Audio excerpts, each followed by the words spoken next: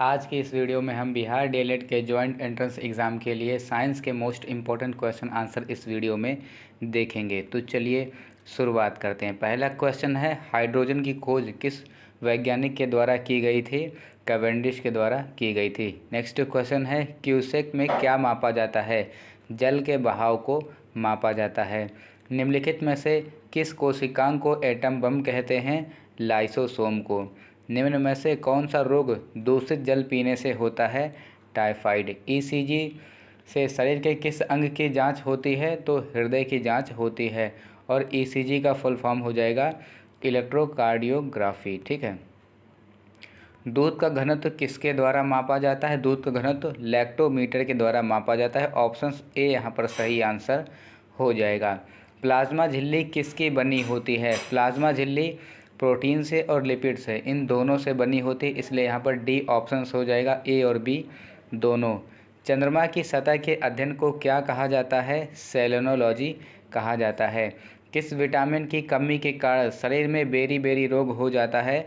Vitamin B की कमी के कारण शरीर में बेरी बेरी रोग हो जाता है। और यहाँ पर देख लीजिए, विटामिन ए की कमी से रतौंधी रोग होता है, विटामिन बी की कमी से बेरी बेरी, विटामिन सी की कमी से स्कर्वी और विटामिन डी की कमी से रिकेट्स रोग होता है। ये आप याद रखिएगा। नेक्स्ट क्वेश्चन है, पीलिया किस अंग से संबंधित है? तो पीलिया जो रोग है ये यकृत से संबंधित है, लीवर से संबंधित है। कुत्ते के काटने से कौन सी बीमारी होती है? कुत्ते के काटने से रेबीज़ बीमारी होती है। नेक्स्ट क्वेश्चन है, हाइड्रोफोबिया किसके कारण होता है? रेबीज़ के विषाणु के कारण हाइड्रोफोबिया होता है। ल्यूकोडर्मा किसकी बीमारी है? तो ल्यूकोडर्मा जो है ये त्वचा की बीमारी है, स्किन की बीमारी है। सफ़ेद दाग को ही ल्यूकोडर्मा कहते हैं, यही है ल्यूकोडर्मा जो स्किन की एक बीमारी होती है। निम्न में से किसे वर्गीकरण विज्ञान का जनक कहा जाता है? लीनियस को। कार्ल लीनियस को वर्गीकरण विज्ञान यानी कि टैक्सोनॉमी का जनक कहा जाता है। निम्न में से कौन सा जीव पुनर्जनन और मुकुलन द्वारा प्रजनन कर सकता है? हाइड्रा कर सकता है। मानव में पित्तरस का स्राव होता है। मानव में पित्तरस का स्राव कहाँ से होता है? यकृत से होता है, लीवर से होता है। मछली के हृदय में कितने चैम्बर होते हैं? मछली के हृदय में 2 चैम्बर हार्ट होते हैं। विटामिन सी की कमी से कौन सा रोग होता है? विटामिन सी की कमी से स्कर्वी रोग होता है। किसी व्यक्ति के पाचन तंत्र की जांच करने के लिए इस्तेमाल किया जाने वाला यंत्र क्या कहलाता है? एंडोस्कोप कहलाता है। और यहाँ पर आप फोटो में देख सकते हैं, ये एंडोस्कोप से जांच की जा रही है। ये देखिए यहाँ पर लिखा हुआ भी है। ठीक है।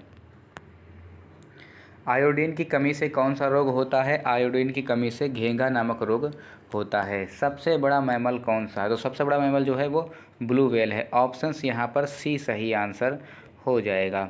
नेक्स्ट क्वेश्चन है, निम्नलिखित वर्गों में से किस वर्ग के प्राणी गर्म रक्त वाले होते हैं? तो पक्षी जो होते हैं ये गर्म रक्त वाले होते हैं। नेक्स्ट क्वेश्चन, निम्नलिखित में से कौन सा जंतु गर्म रक्त वाला है? तो यहाँ पर हो जाएगा कबूतर। ठीक है। देखिए ऑप्शंस के हिसाब से यहाँ पर कबूतर एक पक्षी है, और आपको हम पहले बता चुके हैं कि जो पक्षी होता है ये गर्म रक्त वाला होता है। क्वेश्चन में पूछा था कि निम्नलिखित में से कौन सा जंतु गर्म रक्त वाला होता है? तो यहाँ पर कबूतर सही हो जाएगा, क्योंकि कबूतर एक पक्षी है। पक्षियों के कितने कक्षीय हृदय होता है? पक्षियों के हृदय में कितने कक्षीय हृदय होता है? तो ये होता है 4 कक्षीय हृदय होता है। और मछलियों में 2 चैम्बर होते हैं। निम्नलिखित में से किसके अध्ययन को माइकोलॉजी कहा जाता है? कवक के अध्ययन को माइकोलॉजी कहा जाता है। मानव शरीर के किस अंग का प्रत्यारोपण नहीं किया जा सकता है? मस्तिष्क का नहीं किया जा सकता है। मानव शरीर के किस अंग को पुनर्निर्माण की क्षमता सबसे कम होती है? तो मानव शरीर के जो मस्तिष्क होता है इसके पुनर्निर्माण की क्षमता सबसे कम होती है, लगभग ना के बराबर होती है।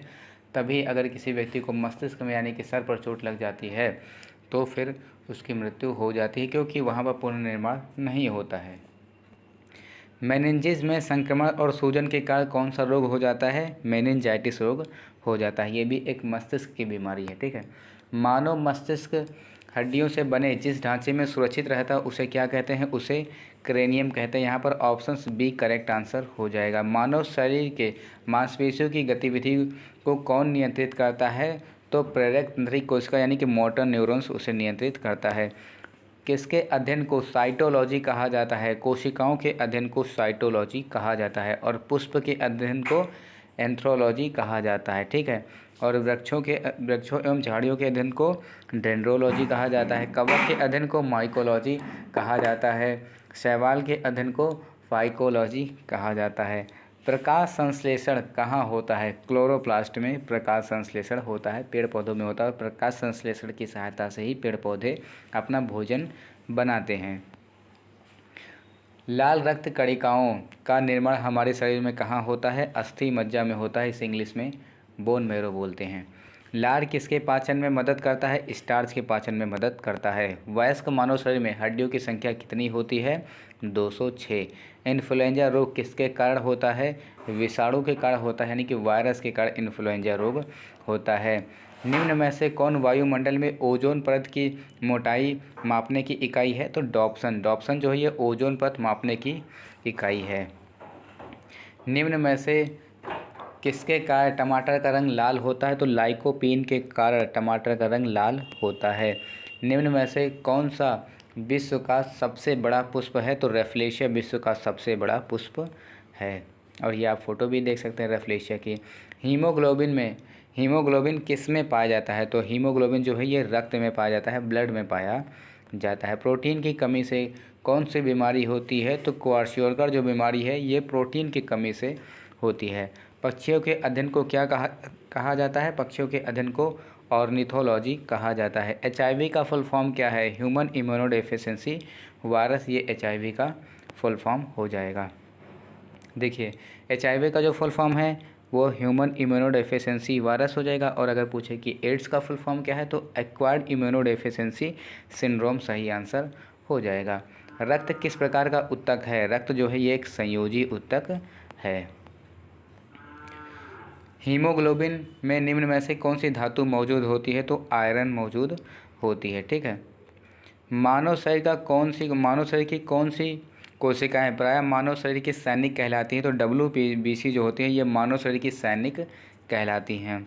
वात परागण यानी कि एनिमोफिली पॉलिनेशन किसके द्वारा होता है? तो ये वायु के द्वारा होता है। जीवित शरीर के अंदर कोशिका या ऊतक की मृत्यु को क्या कहते हैं? उसे नेक्रोसिस कहते हैं, ठीक है। जीवित शरीर के अंदर कोशिका या ऊतक की मृत्यु को क्या कहते हैं? नेक्रोसिस कहते हैं। मनुष्य के आँखों का रंग कौन निर्धारित करता है? तो ये आयरिस करता है। अगर इस हिंदी में हो सकता है पारितारिका आपको मिल जाए तो कन्फ्यूज मत होइएगा, ये पारितारिका यानी कि आयरिस आँखों के रंग को निर्धारण करता है, ठीक है। निम्न में से कौन सी पाचन थैली डाइजेस्टिव बैग कहलाती है? लाइसोसोम कहलाता है। और ये क्विज़ के लिए आप लोगों को दे रहे हैं, ये क्वेश्चन का आंसर आपको कमेंट करके बताना होगा।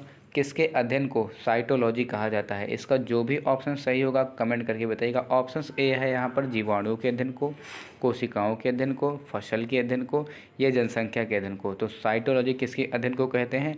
कमेंट करके आप लोग बताइए। और ये हमारे वीडियो का पार्ट 1 रहा है, इसके बाद हम पार्ट 2 अपलोड करेंगे। और आप लोग कमेंट करके ज़रूर बता दीजिएगा कि और कौन से टॉपिक पर हमें वीडियोस बनाना है, ठीक। और ये वीडियो कैसे लगी कमेंट करके ये तो आप लोग ज़रूर बताइएगा। मिलते हैं हम आपसे नेक्स्ट वीडियो में, तब तक के लिए जय हिंद।